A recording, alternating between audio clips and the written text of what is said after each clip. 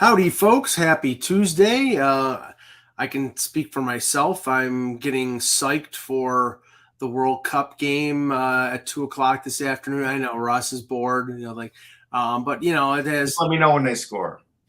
Well, I hope that'll be in the first 5 minutes. If this is a tight one against Iran, who got poleaxed by England but then beat Wales, then the U.S. doesn't deserve to advance. But there's all international implications. There's all you're not saying the name of our country the right way. And I've never seen more attempts at bulletin board material in my life. There's not a need for bulletin board material. These two countries have hated each other for almost 50 years. So just score. That's all you need to do. Well, but anyway, Russ will start us off with the pre-show. Go ahead, Russ. So right now we're in kind of like a little bit of a logjam with the Major League Baseball free agents. You pointed out that Jose Abreu signed with the Astros, and that's a dumb move by the White Sox. They really shouldn't have. They should have paid him because, again, now you've just given him to a team that could beat you out, let's say, in the ALCS if the White Sox were to get that far. So that's kind of silly. But right now, number one guy out there is still Jacob deGrom, and it looks like at this point that the Mets are just going to be bidding against themselves because it looks like the Rangers are out of it, the Braves are long out of it, and there doesn't seem to be another team. The Yankees didn't seem to have any other interest other than due diligence. So unless there's that mystery team, Mike, we all love that mystery team that seems to jump in at the last minute. You never know who it's going to be, like the Dodgers or somebody with this one offer that they say, hey, here's our take it or leave it offer. I'd say it looks pretty good in the next couple of days that he'll sign with the Mets. I think deGrom is the number one pitcher, even ahead of Verlander, because he's younger, even though he's had some injury issues the last few years. I still think right now the market is being frozen by Aaron Judge because Judge is definitely freezing a lot of it. Yeah, because for example, if he signs with the Yankees, then it's sort of status quo. If he signs with the Giants, then the Yankees are going to be out there with $35 to $40 million that they didn't expect to use, and then they might go out and overpay for a deGrom or a Nylander, a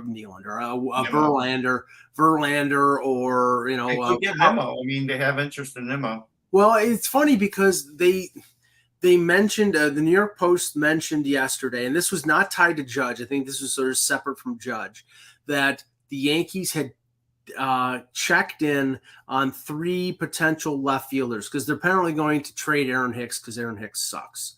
The 3 left fielders, and it sounds like they're looking to get a bargain on any one of these 3. One is Cody Bellinger. I'd be totally against that because Cody Bellinger can't hit anymore. Right.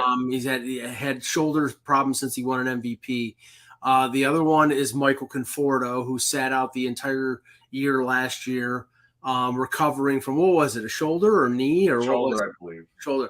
And the other one is Andrew Benintendi. And honestly, Benintendi got hurt, broke his wrist in September. I would be all for bringing back Benintendi. I think he'd be the best guy of the. I like Conforto and Bellinger's had won an MVP, but I would go with Benintendi. But I don't think those are fallbacks for Judge. I think those are we need a left fielder. Bader's are. That's what I'm saying. If they don't get Judge and Brandon Nimmo is still out there, they're going to talk. That's not a replacement. I'm sorry, that's not a replacement. They're going to talk to him. No, they're going to talk to him. Supposedly Nimmo's going. There is no replacement for Aaron Judge. You lose him, there is none. Supposedly Nimmo is going to Colorado. That's the rumor out there. That's the big rumor, yes. But there is no replacement for a guy like Judge. Let's face it. I mean, not many guys hit 50 homers anymore. So, he hit 62. 62, yeah. So, 62. I mean, he's not hitting 62 again either. But he's a threat to hit 50 every year. Right. Okay, let's get started. Hello, Hockey World. Today is Tuesday, November 29th, 2022. I'm Russ Cohen from Sportsology. And I'm Michael Agello, and this is the Hockey Buzzcast here on HockeyBuzz.com. Let's start with that Ranger game, Russ, because I saw a little bit of it. I was mostly focusing on the Leafs Detroit game, which we'll talk about in a minute, in Tampa Bay and Buffalo, and Joe Yerdon will be joining us in a minute.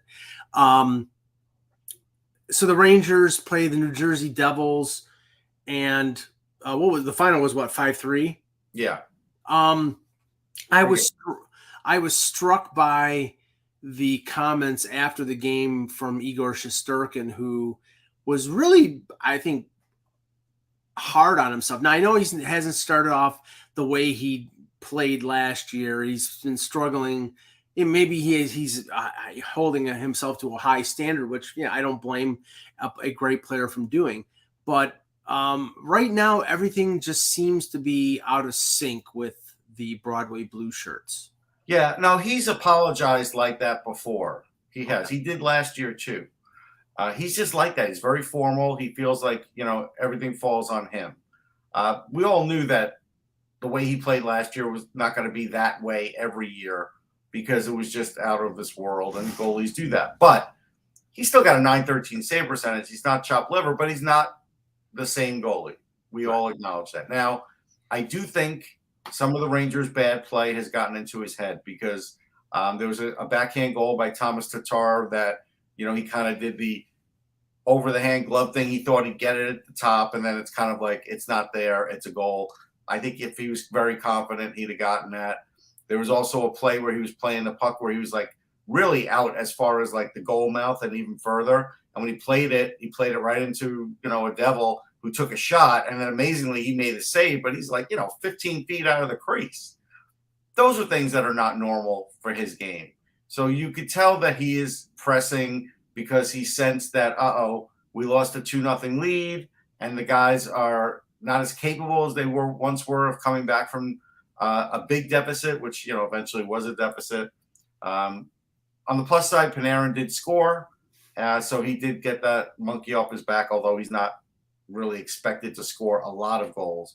But the issue is it's always going to be the bottom six and the bottom pairing there. And, the Rangers wanted to spend money on grit. So they got Barclay Goodrow. He's got 5 goals. Like, that's a lot for this time of the year for Barclay Goodrow. On an everyday basis, you can't count on him for many goals. So you have that issue. Sammy Blais. I told you I didn't like him. He was the darling for a little while for the Rangers when things were going good. When they first got him, then he got hurt. Now he's back, and now he's just back to not scoring and being a fourth line guy who's not that good. So he doesn't help you a lot. Julian Gauthier has got like 4 or 5 goals. The problem is he gets like 6 minutes a night. He had 5 last night. So it's hard to be productive when you're doing that.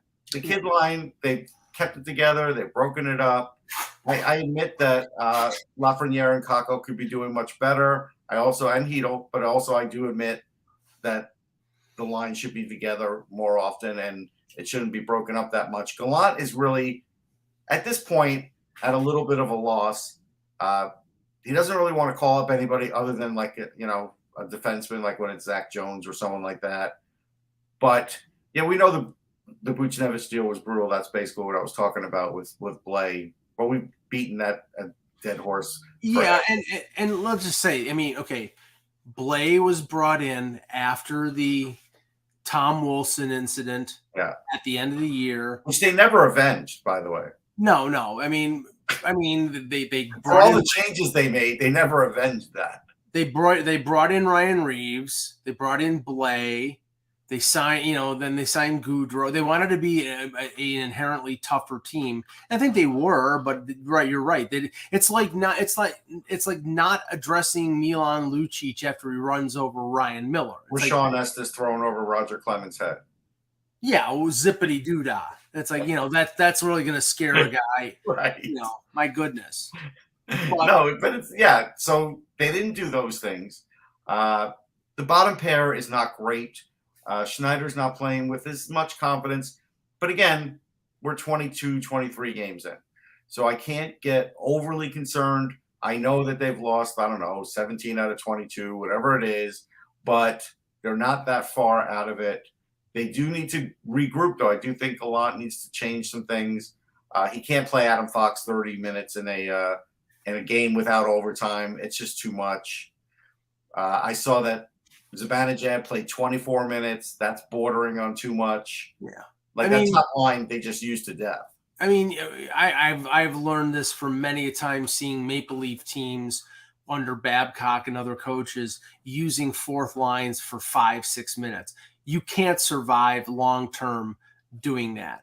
You have to play your fourth liners and have fourth liners who are capable of playing 9, 10, 11 minutes.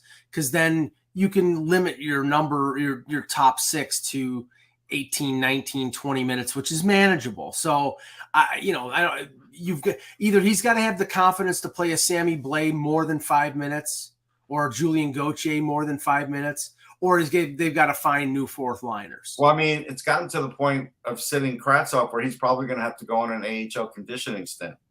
So that's bad. He's only played in 6 games. He has 1 point. So they sort of mismanaged that. So there's that. And then you kind of, you wonder, like, what else can they do? Who else can they call up? Like, that's at some point they're going to have to look at that.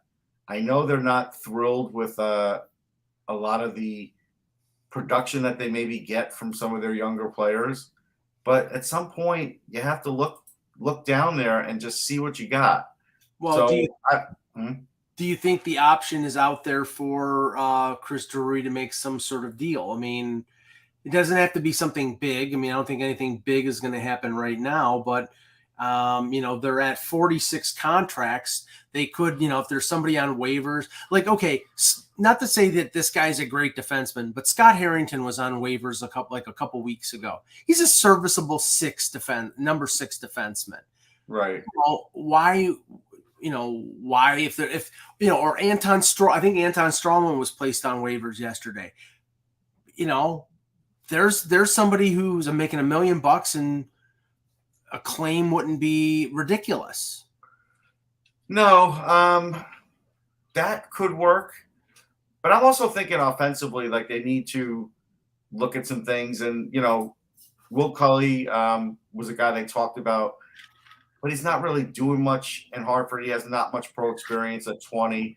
So 7 points, 4 goals in 17 games. You can't really bring him up. But there is a guy I think they can bring up because he has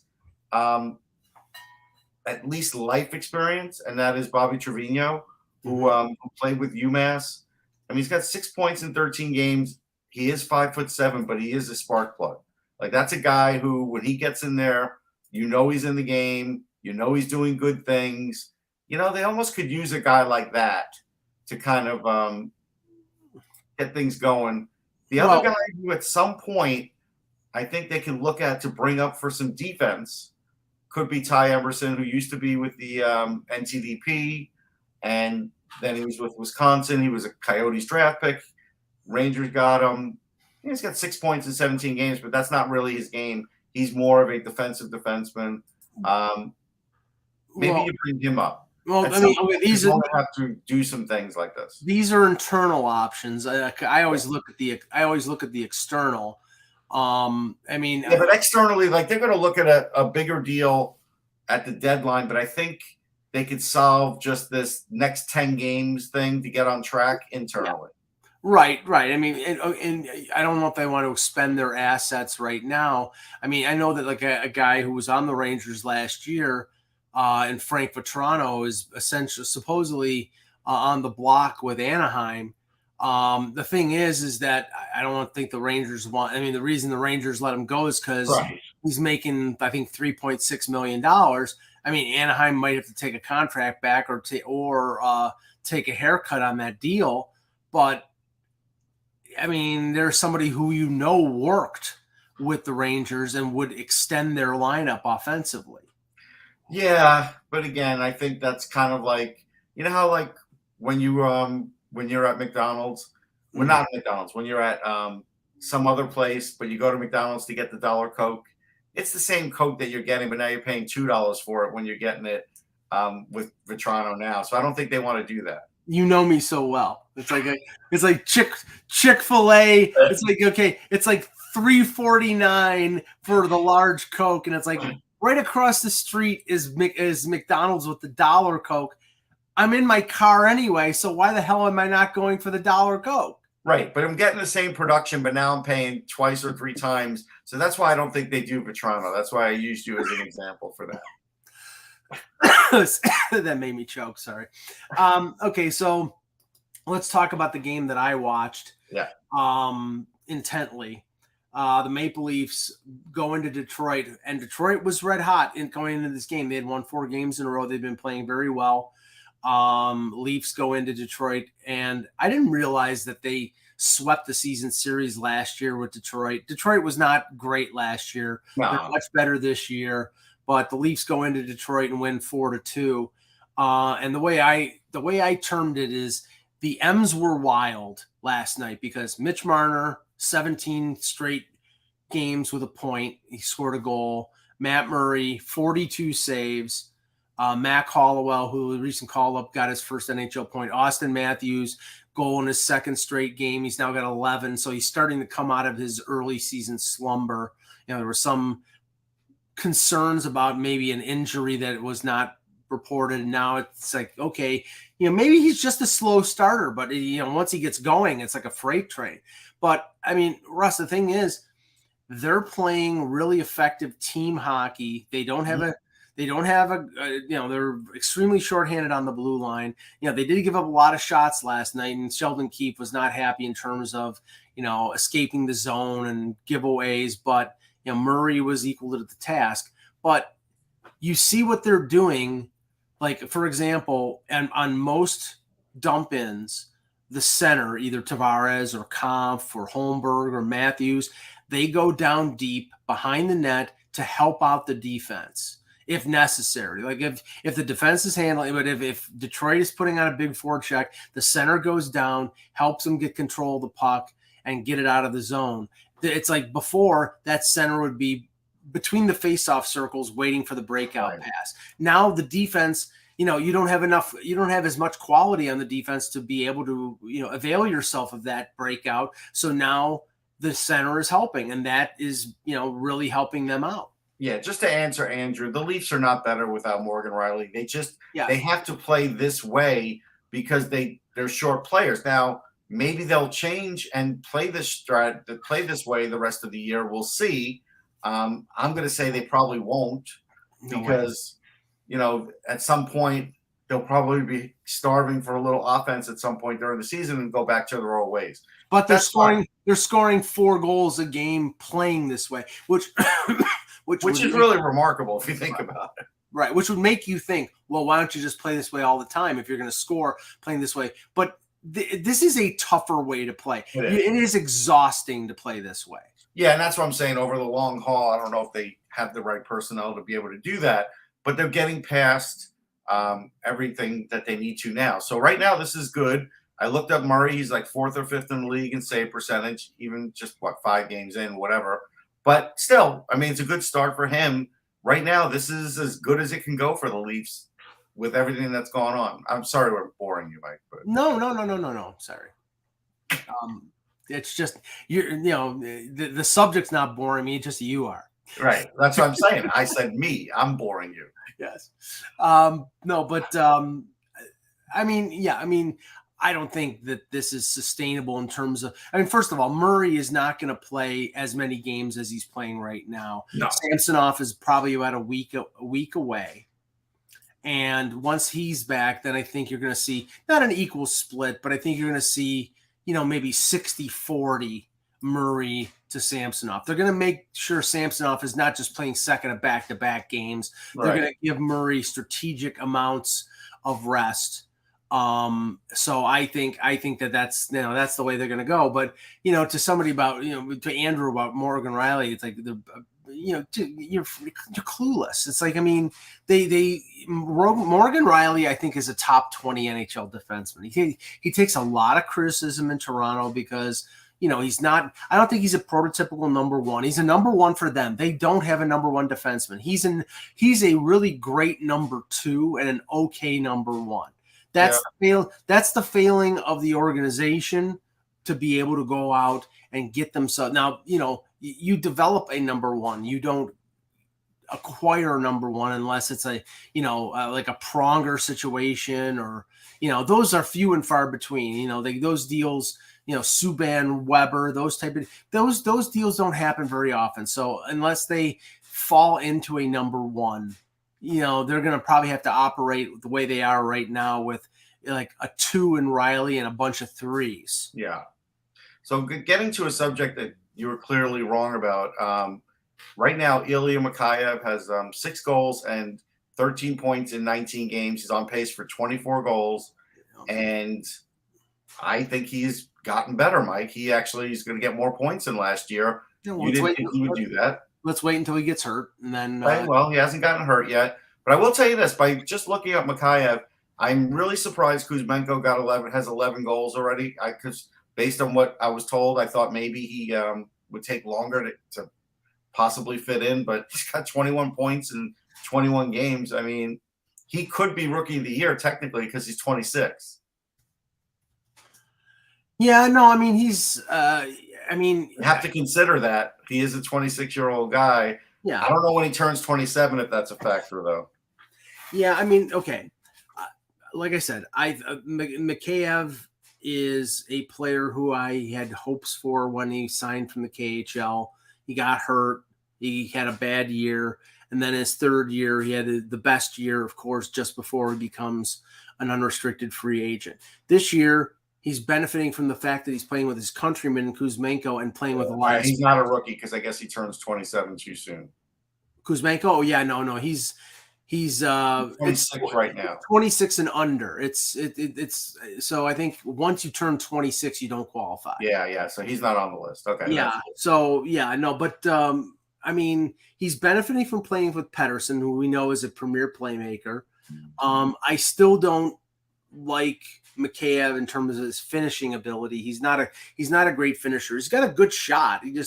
I don't think he's extremely accurate. He's hot right now. I think he ends up probably with around 18, 19 goals. Like if you want to pay $4 million plus on a long-term deal for a guy who's going to get 18, 19 goals. But he's getting more points too. Right now he is. He's hot. Right now that line is amongst the hottest in the league, and Vancouver has all of a sudden climbed back into the playoff race after really struggling. Yeah, because the point totals are incredible. Like nobody talks about Quinn Hughes. He's got 21 assists. He doesn't even have a goal. He has 21 assists in 18 games.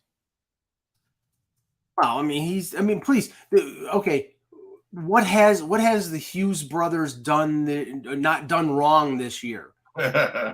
Nothing. They're the best brother combo by far. I mean, that's easy. Well, I mean, if Nick Robertson was playing with Toronto, Jason Robertson would be like carrying them like it's Brent Gretzky and Wayne. You know what I'm saying? It's like Hank Aaron and Tommy Aaron. Right, exactly. Babe Ruth and Babe. No, Ruth didn't have one. I know. I was saying his illegitimate brother who he never heard. Yeah. The Baby Ruth candy bar, but if ifs and buts were candies and nuts, Right. Yeah. But so and like Luke Hughes coming next year. So yeah. Oh no. I mean, like Besser's not even playing great, but Miller's up to a point a game. Besser's having this unbelievable year. Besser has been a defensive nightmare. He's minus 12. Yeah. Yeah, I think Mikheyev is plus 10, which is very good. Yeah, Luke Shen, God bless him, man. Well, the Leafs could use him. Well, that is a huge statement. Well, okay, right now, Luke Shen is playing a top 4 role for Vancouver. That's a statement on how I think shorthanded the Canucks defense is. Now, that being said, when I was up in Toronto earlier in the month and Vancouver played Toronto, I think Luke Shen had like 13 or 14 hits. Yeah. He clearly, I think he's trying to amplify his physical game and to sort of overcome some of his shortcomings, which we know that are many. He's having a good year, and his salary is not ridiculous. But I don't think Vancouver is going to trade him because right now that's their weakest area is defense. So why would they do it? As long as they're in the race, they're not going to do it. Yeah, just to answer Esmir, because he thinks Luke Hughes should be coming next season. I think he's coming at the end of the Michigan season this year. So I think you'll see Luke Hughes there, and then they'll have a third brother that, again, I don't know what kind of impact he'll have this year, but he will have an impact next year for sure. Yeah, I mean, you're going to see a mass exodus from the NCAA at the end of this year. I mean, Logan Cooley, Yeah. Luke Hughes, Matthew Nyes, maybe Devin Levi for the Sabres. You're going to see. I'm not sure about Cutter Gauthier. I would rather he stay in, especially since he's playing center. That's just my feeling right this minute. But you're right. There'll be a bunch of guys, and that's good. That's good for the league. I'm all for it. Other scores from last night: Oilers win in overtime over the Florida Panthers, who really are struggling. I mean, Leon Draisaitl scores again late, this time in 22 seconds into OT after getting the game winner against the Rangers. Yeah, Florida coughed up a lead, but what's his name? Spencer Knight played well. I mean, I was told he looked pretty damn good. He stopped 36 of 40. So yeah, that's a pretty good work night for him. The Vegas Golden Knights beat Columbus 3-2 in a shootout. Now to talk about this one in connection with the big news of the day, Dallas Stars beat the St. Louis Blues, who are sort of topsy-turvy. They're either really bad, losing 8 in a row, really good, winning 7 in a row, and now I think they've lost 2 in a row now. Yeah. They lose 4-1 to the Dallas Stars. Wyatt Johnson, Jason Robertson, Miro Heiskanen, and Ty Dellandrea score for the Stars. But the big rare Ty Dellandrea goal. What's that? A rare Ty Dellandrea goal. Yeah. He's got 4 for the year, so that's not terrible. I mean, considering he should be doing better, but I guess at least they're getting production out of him. Right, but the news of the day was the signing announced this morning of Rupe Hintz to an 8-year contract at an $8.45 million AAV. Now, I think this is a great signing. I mean, because Hintz is he's just gotten better every year. He's worth more to Dallas than he is other teams, I think, because I'll tell you the one stat that stood out to me. It's not that he had 72 points last year. It's that he's got 18 game-winning goals in his career there. That's a lot. Yeah, I mean, he does come up in the clutch. I mean, he blew up last year. I mean, the year that they went to the Cup final, he had 19 goals in 60 games. Then last year, I think he was injured for 21. That was the 56 game schedule. He played 41 games. He was over a point a game. Then last year, 37 goals in 80 games. This year, he's over a point per game again. He's centering that line with Pavelski and Robertson. Robertson's, so I said he's the best player in the NHL right now, today, this moment. Robertson, yeah. I mean, and they're thanking their lucky stars they got him on that what looks like a bargain deal now. Yeah. So now they've got Hintz signed to long-term. They've got Heiskanen signed long-term. They've got Robertson signed for a few years. I think it was a 4-year bridge deal. And most of their veteran players are signed relatively short-term. I think Pavelski is year by year. I think he's got a year left. They still have term, probably too much term on Ben, and Sagan has got 4 more years after the season. But, really they're positioned well in terms of contracts. Yeah, I mean, I have to correct Tony Soprano. When you want to call Ty Dellandrea a great forecheck guy, there's a problem. Okay? Like, forget about it, man. Are you calling into question Mr. Soprano's sight? I just said forget about it. That's all I'm going to say. Forget about it. Yeah, great. No, but the signing's a good one. I do think he always starts off the year great, but the last couple of years he's really carried through. Like I said, he's got 18 game-winning goals. He skates well. He's got good size. He doesn't play like really physical or anything, but just having that size does help. So he's been a really good player for them. Like, he is a guy that, if you want to talk about player development for Dallas, like, that's somebody where, hey, you know what? That's a guy that's a big time plus for that, because he's the opposite of what Dellandrea did. And it's not all Dellandrea's fault. Like, he was rushed. But, you're getting this guy. He's 26. So you're getting him for a lot of his prime years. For a 49th overall pick, he's been a really good player. Well, Joe's going to join us tomorrow. He stuck at practice, so we'll talk about the game that I was checking in on more often than not, which is the Tampa Bay Sabres game. A game in which the Sabres scored 5 goals and still lost. A game where they were leading 5-3 in the third period, blew the lead because of numerous penalties and below average goaltending, and then lose 6-5 in OT on a Stamkos shot that just was absolutely perfect. Great top. So how long? Because again, here's my problem with the Sabres. Okay, you didn't want to do anything when Comrie went down, and you brought up Ukko-Pekka-Luukkonen, fine, but you brought him up when he wasn't doing well. Then the hope is, well, he'll do better up in the NHL because it's better players, Well, he's not doing well. So now the question is, how long are you going to let him try and straighten this out at the NHL level, or are you just going to trade a draft pick from this year's draft, because they had like 3 seconds, so you can probably trade a third or a fourth and get an NHL goalie off of somebody's roster to take the heat off of him and let him get more AHL games in, which he's more suited for right now. That's what I would do. They have $26 million in cap space, something like that. It's ridiculous. So it's not like they can't afford to go get a guy or give up a draft pick to get a guy. My thing is, if he plays 4 or 5 more games and struggles, you can't keep him up. No. And I've had this opinion of what the Sabres did in the offseason. Because, the Sabres didn't do what Detroit did, because Detroit went out and signed Sherratt, and they signed Perron, and they traded for Ville Husso, and they made dramatic improvements, and we see that those improvements have helped them be in contention for a playoff spot through the first 6-7 weeks. I do have breaking news, Mike. Randy is fed up with Jacob Markstrom. He throws things at the TV now. Okay, you can continue. Thanks, Randy. Thank you for interrupting my flow. So Detroit went out and made acquisitions. We know Ottawa did. They haven't worked out.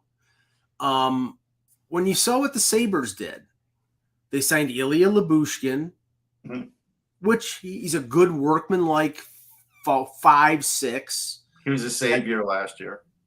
Yeah, I mean he played well for the Leafs, so I can't complain. He's a solid player, and he played well, tough, and he played well. And actually, he blocked a shot yesterday, and Ted Starkey, who I talked with after the game, said that he may have broken a bone in his ankle or something. It was a really hard shot, and he broke, and he went down like a ton of bricks, and they had to help him off the ice. So I'd be surprised if he isn't out for at least a couple weeks. Here's the thing about chop blocking, and then I'll let you finish your flow. It's an amazing thing. Like, think about it. It's like basically a player. It's like getting in front of like a lacrosse ball being shot at you at full speed, and you're attempting to not hurt yourself, but also block it. It's nearly impossible to at least not get hurt every time you do it. I just remember, I think it was Aaron Ward in the, I want to say it was the 03 Cup, right, for Carolina. And 02, thank you. And he would go off on he'd be on the PK, he'd block a shot, he'd be off the ice. He'd be back next shift, block a shot, he'd be off the ice, and he'd be limping off every time. It's an amazing thing to try and do. Yeah, it's masochistic. It is. But I mean, my point is that they didn't go out and make major additions. They they signed their own players. They extended their own players. They added a depth defenseman here, and the Eric Comrie signing was proof to me that they knew that they were at least a year, maybe 2 years away from making the playoffs. That because if you were interested in contending for a playoff spot, you would have gone out and traded a higher draft pick than Detroit did for Ville Husso, or you would have gone out and signed a goaltender, signed Jack Campbell, or Darcy Kemper, but they didn't. which tells me, okay, we have a young team. They need to make their mistakes. They need to sort of grow and change, and we'll contend in 2024 and 2025. Okay. Right. So by then, though, the tricky part of this is how far into that timeline are you going to decide if Pekka Luukkonen is the number one or not? Well, I mean, I see. I think the decision on Pekka Luukkonen is this year. If he doesn't show anything in terms of, like, all of a sudden at the end of this year plays great for 6 or 7 straight games and looks like he can be a number one, then I think because let's be realistic. Devin Levi, maybe he comes out at the end of this year after playing another year at Northeastern. He's not going to – he may play with the Sabres at the end of this year because the games are meaningless and he must have burned the first year of his ELC. But he's going to start in Rochester next year. He's not going to be – No, he can't be the guy. You can't throw a college goaltender into the NHL as a number one at 21 years old. It's so hard to do. You can't. So either way, if it's, Anderson's going to retire, you got Comrie on a one. Are we sure Anderson's going to retire? Well, if he doesn't, they keep paying him, he'll keep showing up. Well, yeah, but I'm saying if they want to contend for a playoff spot, I can't see Craig Anderson being anything more than, a goaltending coach. If he's a number 2, fine. But are you calling him like the anchor bar of goalies? That's what it sounds like. Well, no. If he's the anchor bar of goaltenders, he's extremely overpriced and overrated. And I wouldn't be that insulting to Craig Anderson. Okay. But Comrie is probably your backup, and you're going out and now. Here's the interesting question: where is there a number 1 goaltender out there that you're going to trade for? I don't see. Okay. Unless you're going to go out and sign a 38-year-old Jonathan Quick in free agency. Yeah, that's the only way. I mean, it's either that or, is St. Louis trading Jordan Binnington so Joel Hofer can be their number 1? I mean, it's possible, but I don't think that's the plan yet. I mean, Varlamov is how long is Marc-Andre Fleury's contract? 2 years, I think it was. 2 years. Yeah, so, I mean, right. And well, you can get Jonathan Quick, and it'll be like Jacques Plante with the Blues. Like, that's what you're going to get. But Varlamov is 35 years old. How old is Jacques Plante with the Blues? I got to look that up. With the Blues, he was like 37 or 38. Which was like 48 in today's. Right. Yeah. In that, because he was over 40 when he had that year with the Leafs, and I think 71, where stat geeks believe that is the best year in NHL history, is the year that Jacques Plante had with Toronto. Yeah, it's close. It is close. I know Mr. Zero, from 11th. Frankie Brimzik, yeah. He's had some pretty off the chart ones too. All right, so let's see. But while you're looking that up, I'm just asking, and in the chat, tell them, give me a suggestion of who is out there who you believe is a goalie that would be available, either free agency or via trade, that Buffalo can trade for, that could be their number 1 next year. Cal Peterson. Well, yeah, he already walked away from them, so no. Okay. I mean, we'll take up Randy's suggestion on Jacob Markstrom. Could they go out and cite? So listen to this. This is incredible. Freddie Anderson in free agency. Yeah. So Plante was 36 with the Rangers, and then I guess did he leave the game for a while? What, after 65? Yeah. Yeah, he retired, and then he came back. And he came back in 68, 69 at the age of 40. Yeah.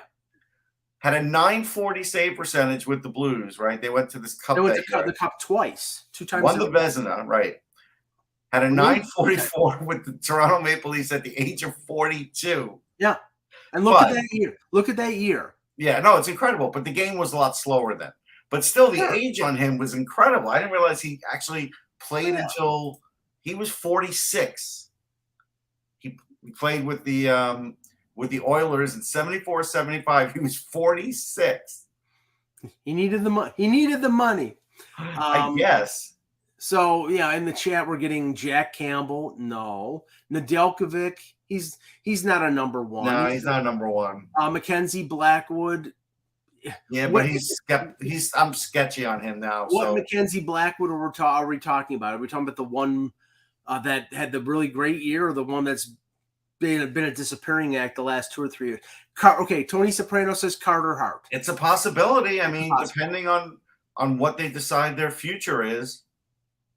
Now, if I was the Sabres, I would throw a truckload at the Flyers to get Carter Hart, because that's a franchise changer right there. Yeah, and you probably throw Pekka Luukkonen in that deal because you have Levi, so you give him too. Yeah, and Portel. Yeah, give him every one of your bad goals. No, because they have Ursan and they have Sandstrom, but if you give him Pekka Luukkonen, then Sandstrom right now would be the backup to whoever the Flyers get, or Sandstrom's the starter if they're going to not worry about the season. And then, but I don't think Torts will put up for that, so I think they'd still have to get a veteran goalie. So it'd be interesting, but I don't know if they're there yet. So I'm going to say that's probably not going to happen. They could get someone like Brian Elliott. They could, because he's always on a 1-year deal with Tampa, right? You mean you're talking about Philly, right? No, I'm talking about the Sabres. They have Comrie. Comrie is their backup. No, but Elliott can play 35 games if he has to. Well, okay, but all right. They can't hodgepodge together. Well, but they might. Well, no, that's what I'm saying. They can't, because they're not going anywhere with a hodgepodge. Yeah, he's 37. Freddie Anderson, and I don't know if Freddie Anderson would sign with Buffalo, but Freddie Anderson might be the best option out there in terms of youth and in terms of a number one. Yeah, but he's going to want 3 years, and you can't give him 3 years. Well, they're desperate. They have to have an. I mean, give him 3 years to Mrazek. Who would do that? Somebody gave him 4. Well, Toronto did. I thought it was 4, wasn't it? No, it was 3. Okay. No, it was 2. I think it was 3. Let me see. Is it? I think it was 3. I thought it was 2, but I may be proven right. It's like that commercial. Yeah, no, it was 3. It's like I wasn't sure if it was 3 or 4. It's like that commercial. I think it was one of the insurance commercials where they throw the red flag for the video and audio review, which is actually between the two of us, we had the right answer. But again, I think that's what it would be akin to. I can't give Freddie Anderson 3 years. Well, I don't know whether he's going to be able to demand 3 years coming off a year where he ended up getting injured, and this year he's injured again. So he might be in a situation where he gets 1 year. What if they trade for Swayman? Do you really? Well, Boston doesn't have a problem trading inside their own division. No. So if you trade for Swayman, you're getting a guy who maybe could work into the number 1 spot. Boston certainly could use some defense or another young forward for sure, and probably get a draft pick, maybe one of those extra seconds from this year's draft. I think that's a possibility. What do you think about that? I don't know. Great commentary, thanks. No, I saw this out of the corner of my eye. The whole show's falling apart now. Yes, it is. Oh, it's ESPN. That's ESPN. Thanks, ESPN. I was like, where'd that come from, that noise? What noise? I was looking at Brian Elliott's stats, and I realized ESPN was like, there was some sort of garbled commercial on that popped into the stats thing. Yeah, they got the pop-up window in the bottom left-hand corner or right-hand corner. I can't use them on the show. I should have realized. We'll finish off the show with a couple questions in the chat if you want to ask. I will say this. Yeah, we'll do some questions. Tony Soprano has a good point. Daniel Vladar, if Calgary did want to call up Dustin Wolf, is a guy I would take a chance on. Yeah, he's got the size to be the number one goaltender. Yeah. He can carry a lot. Sometimes he looks better than Markstrom in short spurts. Randy, that's not saying. Ask Randy. That's not saying much. I know. But one little bit of news was the Avalanche, who lost Evan Rodriguez for I think a month with an injury. They signed Alex Galchenyuk to a 1-year deal. Now, I have to say, when the Leafs gave him a chance a couple years ago, they picked him up off the scrap heap from, I think it was Arizona or Ottawa. I think it was either Arizona or Ottawa. No, it was Ottawa. He played in the minors a little bit, came up, played pretty well, played actually pretty good for them in the playoffs. They didn't re-sign him. Then he went to Arizona, and now he's sort of like, I think he was on a PTO with Colorado. This is a hole fill. I hope they're not playing him at center. I would hope they would be promoting Alex Newhook. Newhook is playing center on that line. But, but the funny thing is, Alex Galchenyuk is the poster child for being rushed and being ruined because, Montreal kept him as an 18-year-old and played him at center. And it was just, I don't think he was ever a center, and I don't think he should have been kept up at 18. And the funny thing is, there's a thing I hear on Reddit that I just saw, and it's strange. That 2012 draft that we talk a lot about, the top five, Morgan Rielly is the best of the top five. Yakupov, Galchenyuk, Ryan Murray, Griffin Reinhart. Morgan Rielly's also played the most games of anybody in that draft. And Morgan Rielly did not play the year after. I know, he was the guy everybody looked at with the John Desai because of the injury and the surgery. He didn't, but then he played in Moose Jaw, then he played with the Marlies, and he didn't play in the NHL until 2014. So he missed a full year. They took their time with him. So the fact that he's played like 28 games more than Tom Wilson and more than Cody Ceci and Trouba and Lindholm, it's amazing. So I'm covering the Flyers tonight, but I'm going to have to peek in at the Avalanche game because they're going to have a line of Alex Galchenyuk, Jean-Luc Foudy, and Alex Newhook. And I want to see that line because Jean-Luc Foudy has very good speed like his brother. I feel like he's a little bit better of a finisher than Liam is. And let's see, what were his stats? He had 14 points in 18 games in Colorado, 5 goals. Last year he had 9 goals. So, he's 20 years old. I liked him in the draft. I thought he was a bargain at 75. This could be again, if Colorado strikes some gold here, they could have created themselves a line here with some, with some of their prospects, which again, there are some bad teams in this league that can't do that. And if they could do it, it would be unbelievable.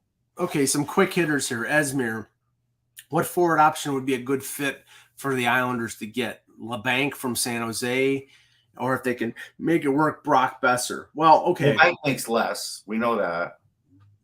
Sorry? LeBanc makes less than Besser, right? So LeBanc, I'm looking it up right now. LeBanc makes, where is he?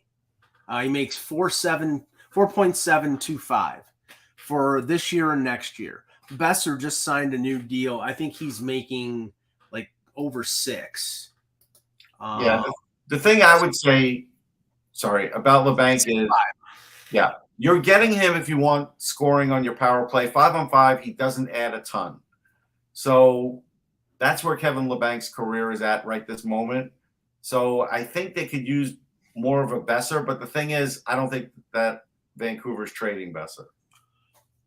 Well, especially not to the Islanders unless the Islanders are trading them a player who can help them in a different area, which would be a defense.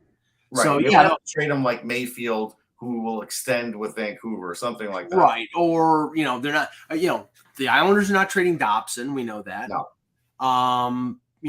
Do they trade Romanoff or however the hell he's pronouncing it? They seem to like him right now. He's having success with them. So probably not. Okay, let's see here. Tony Soprano. Can the Oilers trade Puljujarvi still, or is he Europe bound? I haven't heard anything about him going. I haven't heard anything about Europe, but yeah, I don't think his trade value is very high.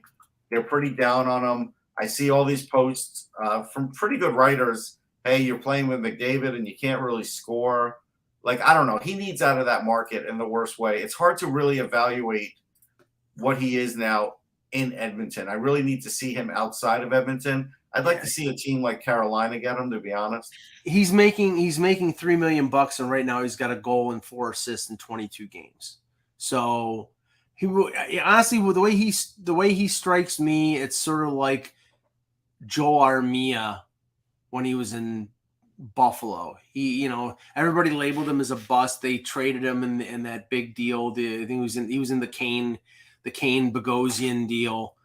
And he sort of flourished in a third line role in Winnipeg, then went to Montreal. I don't think Puljujarvi is anything more than that. And the thing is, I don't think Puljujarvi is as good defensively as Armia is. Armia is a tough winger. No, but he has more offense. He has more offense. He scored 14 goals in 65 games. Maybe playing with Draisaitl and McDavid is just too much for him. There's something going on with them because 3 of their guys who scored a fair amount last year are down. Puljujarvi's down, Yamamoto's down, and I forget. Oh, and Bouchard was until recently. Right. And so, why? Why are goals down for all these secondary players? So I'd like to see him out of that market. I would. All right, one more here. Does Tarasenko get traded? Not if they're in the playoffs. Not if they're in the playoffs, no. I will also answer whoever asked me about Carter Mazur. I do like Carter Mazur. I liked him on the World Junior team. I like him, his goal scoring. I got to see him a lot at World Junior camp. He's fast. He's crafty. He's good two-way. He hits. He's really good. I like him. DJ Smith. It's DJ Smith. I mean, his road record is just atrocious at some point.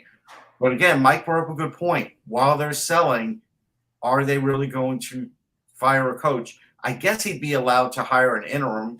If there's an interim on their staff, that's what we. I think Jack Capuano is on their staff. Oh, Cappy. Yeah, you could bring in Cappy as an interim, and I think they would allow that. It's not a bad move, Mike. You could bring in Capuano. If nothing else, there's a hair improvement right off the bat, or a hair oven improvement. That's what I should say. No, I would. Do they sell blow dryers in Canada? Yeah, I would. I might do that. I might bring in Capuano as the interim and see if I could get a boost out of him, because DJ Smith's not the answer. But honestly, it's like right now, I think everything is okay. They had freedom to do all these moves because the moves that they made in the summer improved the overall value of the team. It's locking up Stützle, locking up Norris, bringing in Jake Sanderson, adding a short-term goal to. I mean, look at the deals that they made. Short-term on DeBrincat, short-term on Cam Talbot. It wasn't long-term commitments. The only thing they made long-term was their own players, their prospects. So that's fair. They can flip DeBrincat and probably get the value back that they traded. I don't think they want to do that though. Right, but they could do that. Like after the sale, they could do that. Yeah. They could recoup the assets that But there's another team without a number one. Cam Talbot and Anton Forsberg is not. That's a pair of 1Bs. That is not a 1A, 1B. There is no big time starter there. Talbot was essentially the 1B in Minnesota to Marc-Andre Fleury once they made the trade, and he's been a 1B in Calgary and a 1B in Edmonton and a 1B. Well, he was actually a backup with the Rangers. Yeah. One other note: so Scott Lawton's back in the lineup for the Flyers, so now the Flyers will lose by 2 goals instead of 3. Okay. All right. Well, on the show there, I'm going to go watch Iran, and it's not Iran, it's Iran and the U.S. And we'll be back tomorrow with another edition of the Hockey Buzzcast. For Russ Cohen, I'm Michael Agello. Thank you for watching. And remember, without the buzz, it's just hockey.